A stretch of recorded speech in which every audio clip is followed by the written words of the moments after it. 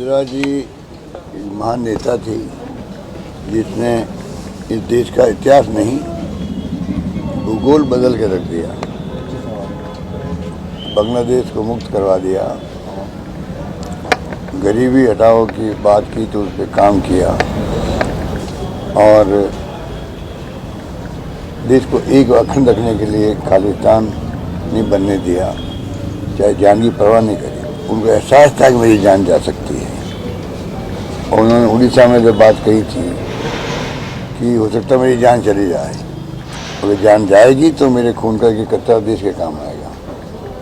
एक दिन पहले ही घटना हुई उड़ीसा में, बोले वो, और उसके अगले दिन या एक दिन बाद में उनका सीना छलनी कर दिया गया। तो आप सोच सकते हो कि ऐसे महान नेता हुए हमारे देश के अंदर, देश को आज़ाद करवाया, लंबी कहानी है। पर इंदिरा जी का तो आपके हमारे देखते हुआ है। मैं तो उनके साथ मंत्री था तो मैं कैसे बोल सकता हूँ कि वो हृदय विदारक क्षण कैसे आए, क्या हुआ उस वक्त में।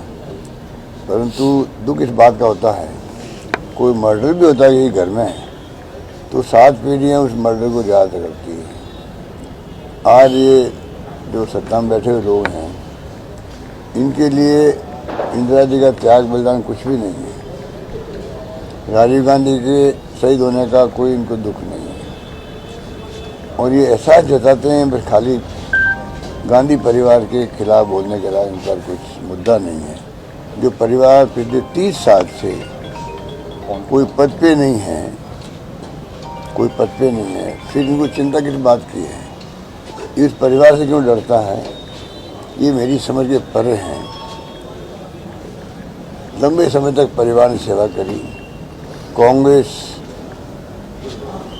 के अंदर पूरे देश भर में जो कार्यकर्ता है, चाहे किसी जाति, धर्म या वर्ग का या भाषा बोलने वाला हो, सबका विश्वास इनके ऊपर है, इसीलिए ये कांग्रेस को संभाले हुए हैं। अब उसके बाद में ये समझिए पड़े कि इनको तकलीफ क्या हो रही है। तकलीफ यही हो रही है कि परिवार जो धुरी बना हुआ है कांग्रेस की, उसको कमज़ोर कैसे करें, बस ये बात है। आज के दिन तो हम उनको याद करते हैं, श्रद्धासुमन अर्पित करते हैं और नौजवानों को अपील करते हैं कि वे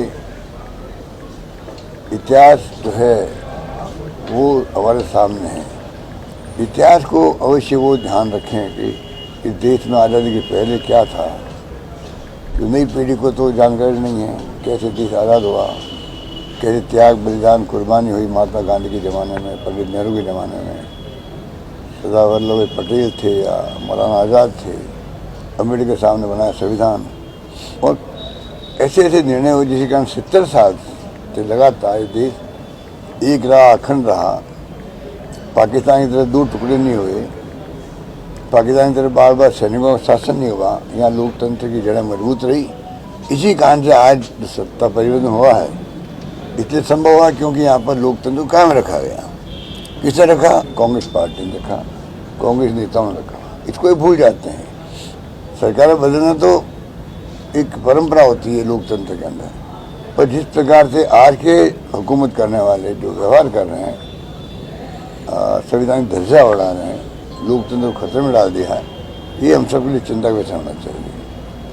आपने कहा सर आज वर्ल्ड कप फाइनल मैच है, टीम इंडिया को एक बार बधाई संदेश आपने। हम सब दुआएं करते हैं कि इंडिया जीते। पूरा देश चाहता है कि इंडिया इस मैच में जीते। ये पूरा देश मैं समझता हूँ कि कई दिनों से इंतजार कर रहा आज के दिन का।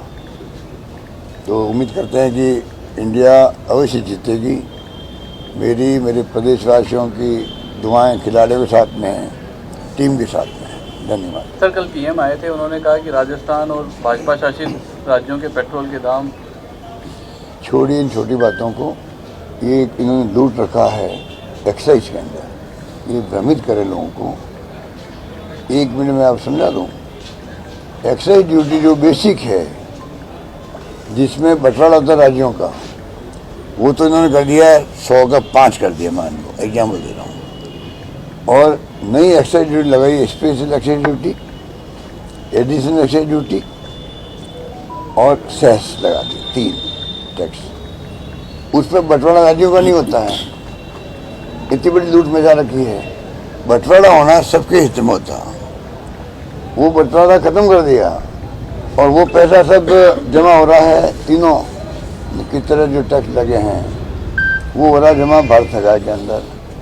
ये इनका कारनामे है, इनकी करतूतें हैं, इनकी सोच है, इनकी अप्रोच है। राज्यों में अन्याय हो रहा है, ये संघीय ढांचे की भावना के अनुकूल नहीं है, ये मैं कह सकता हूँ। सर, ईडी इनकम टैक्स ने 1 दर्जन से ज़्यादा ठिकानों पर रेड मारी, लेकिन राजस्थान में ऐसा कुछ मिला नहीं।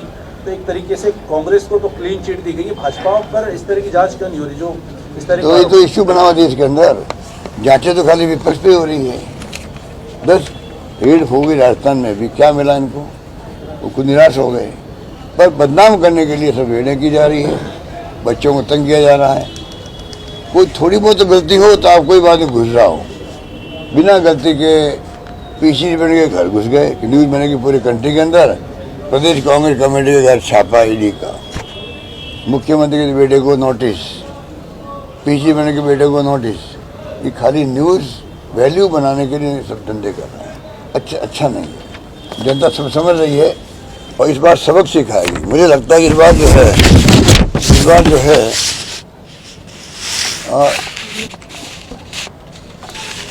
जो है पता नहीं क्यों लगता मुझे कि माई बात तो जनता ही देखो, पर लगता है अंडर करंट चल रहा हो।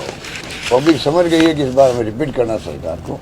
और मैंने देखा केरला के अंदर एक कोरोना के मैनेजमेंट करने के कारण, मैं खुद केरला गया तो वहाँ लोगों ने कहा था इस बार तो कम्युनिस्ट पार्टी की सरकार रिपीट होगी। मैं कहा क्यों? 76 साल है वहाँ, एक बार कम्युनिस्ट एक बार कांग्रेस आती है। इस बार पहली जनता ने कह दिया। मैंने कहा कैसे, क्या हुआ भाई? कह रहे इस बार कोरोना में अच्छा काम किया, हम लोग बच गए। उससे कई गुना ज़्यादा अच्छा काम यहाँ किया। भीलवाड़ा मॉडल तो पूरी दुनिया में पहुँच गया, रामगढ़ मॉडल पहुँच गया। काम में कोई कमी रखी नहीं हम लोगों ने, कोई भूखा नहीं सोए। मैंने आह्वान किया, धर्मगुरुओं ने, NGO ने, संस्थाओं ने, आम लोगों ने, दानदाता खूब मदद करी एक दूसरे की। और 35 लाख लोगों को हमने ढूंढ करके DVD करी 5 बार उनको। कलाकारों घर बैठे DVD करी भाई कि कहाँ जाएंगे। कहने का मतलब इतना अच्छा मैनेजमेंट किया। उसके अलावा जो हमने स्कीम लेके आए हैं, शिक्षा में, स्वास्थ्य में, सड़कों में, पानी में, बिजली में, सोशल सिक्योरिटी में 1 करोड़ लोगों को पेंशन दे रहे हम लोग। 10 गारंटी दी हमने महंगे शहरों के अंदर, बहुत पॉपुलर है, घर घर के अंदर पॉपुलर है। और 7 गारंटी और दे रहे हैं। इतना काम करने के बाद में हम भी उम्मीद कर सकते हैं अगर केरला के लोग समझदार है तो हमारे लोग भी कम समझदार नहीं हैं। वो भी इस बार चुपचाप सरकार बनाएंगे, रिपीट करेंगे। OPS कर्मचारियों के लिए घर घर में चर्चा उसकी है। तो मुझे लगता है इस बार सरकार रिपीट करेगी। बदलाव करने से नुकसान भी बहुत होता है, मैं अभी गिना नहीं सकता आपको। पिछली बार सरकार में बदलाव हुआ तो कितना नुकसान हुआ, सारी स्कीम बंद कर देते हैं। चुनाव से पहले जिन जिन राज्यों में ईडी इनकम टैक्स पहुंची है वहाँ बीजेपी हारी है। 5 राज्यों में किस तरह का? मैंने कह दिया इनकी अप्रोच अच्छी नहीं है। अहम घमंड में चल रहे हैं।